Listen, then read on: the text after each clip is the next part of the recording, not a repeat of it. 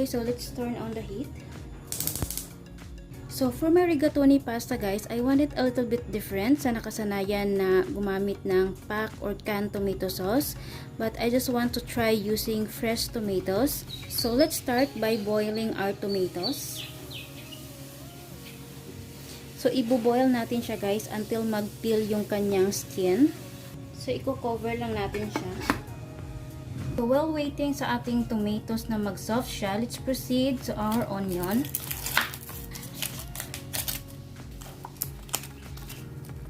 We're gonna wash this.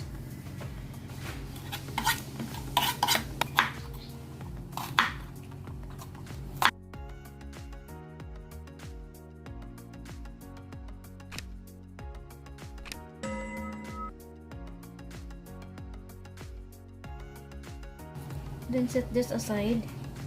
So next is our garlic.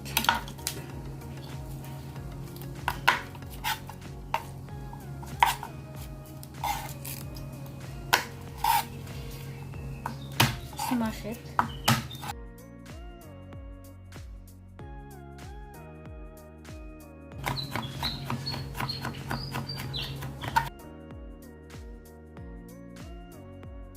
And then set this aside. So next is our bacon.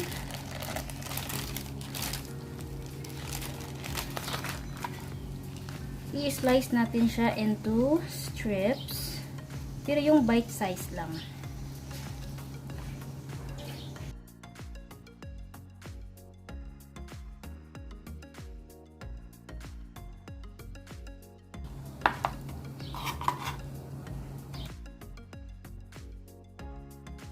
Set this aside. Okay guys, so let's check our tomatoes. Wow, so nag-peel na yung kanyang balat. I-drain na natin yung water. Let's turn off muna.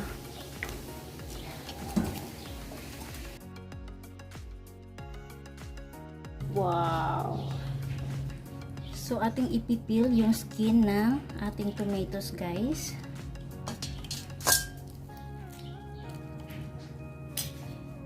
Tanggalin natin yung dulo kasi pangit. So ayan. So ilalagay natin siya dito sa ating juicer kasi i-blend natin siya later.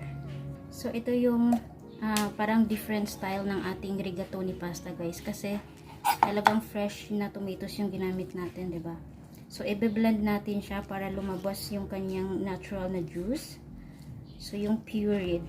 So, guys, kung wala kayong juicer, pero meron naman kayong blender, okay na yon. Pero kung wala din kayong blender, i-chop nyo lang siya. Pwede na yon.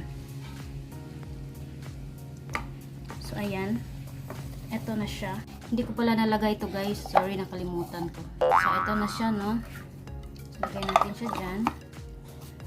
So, blender lang natin.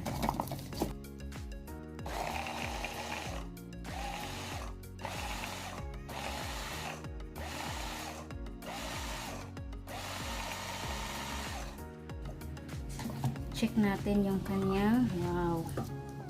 See guys. So ganyan lang yung gusto ko. Yung hindi siya super pureed. Yung may nakakagat pa siya. So this is what I wanted. So we will set this aside. So proceed na tayo sa ating pasta.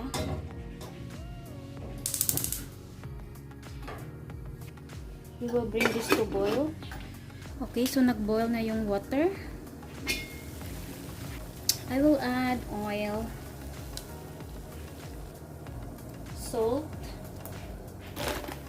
and our rigatoni pasta. 500 grams siya, pero half lang yung gagamitin natin.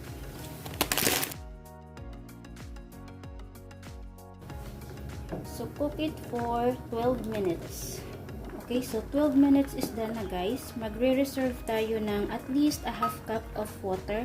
Para if we need water mamaya sa ating sauce, ito yung i-add natin na water. So, we'll set this aside muna. And then, i-drain na natin yung ating pasta. Turn it off.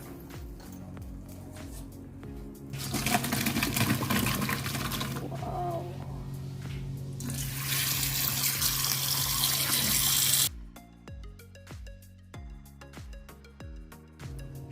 And then let's set this aside also. And let's proceed to our sauce. Add tayo ng a little bit of oil.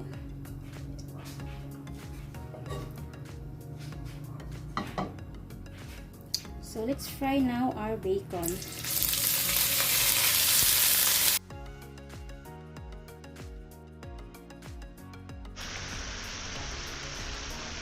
So nag-golden brown na yung ating bacon, guys. Hahanguin na natin siya.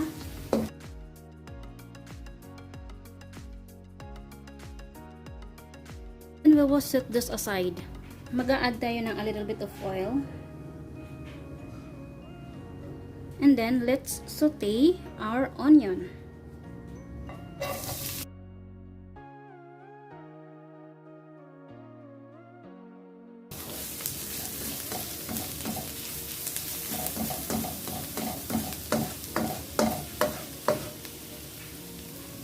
And then we will gonna add our garlic.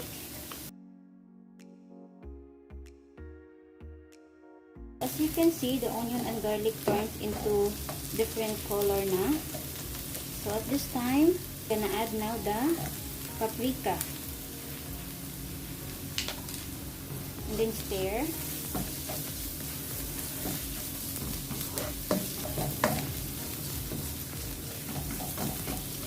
After combine, guys, ilalagay na natin yung ating na blend na fresh tomatoes. Wow.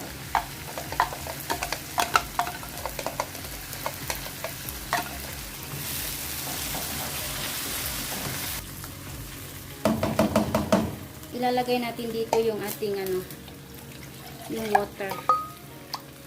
A little bit shake, shake, shake.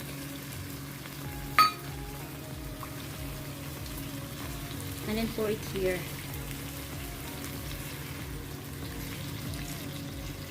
Yun!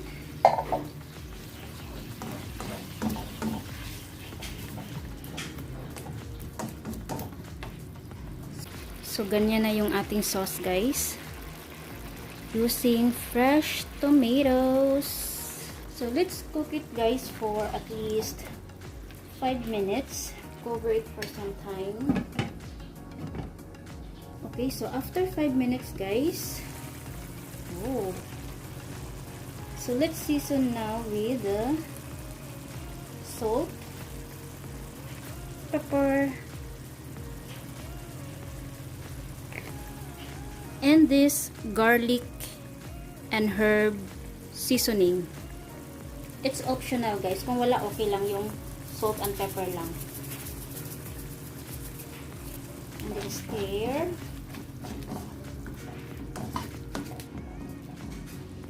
Then it's time to taste.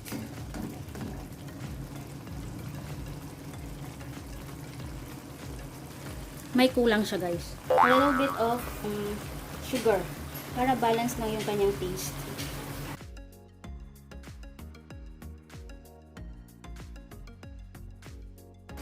And then we will try one more to taste.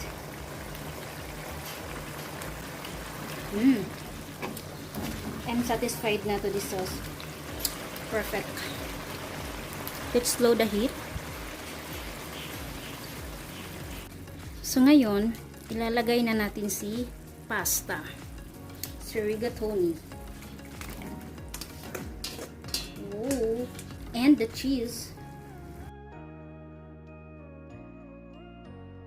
Give it a mix. Wow.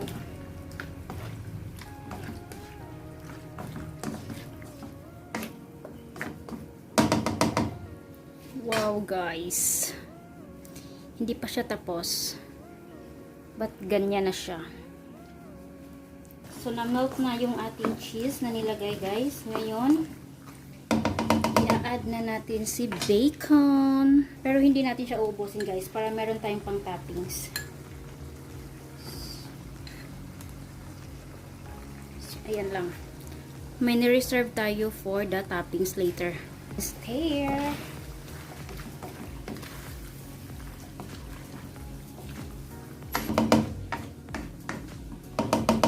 We'll just cover it for 1 minute and it's done.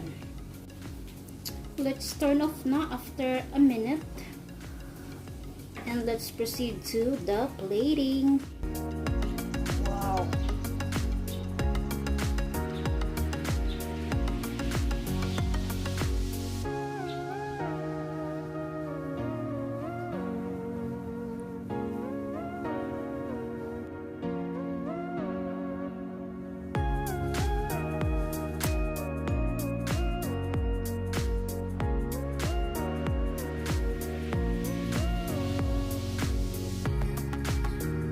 Okay, so there you have it, your rigatoni pasta with fresh tomatoes and bacon.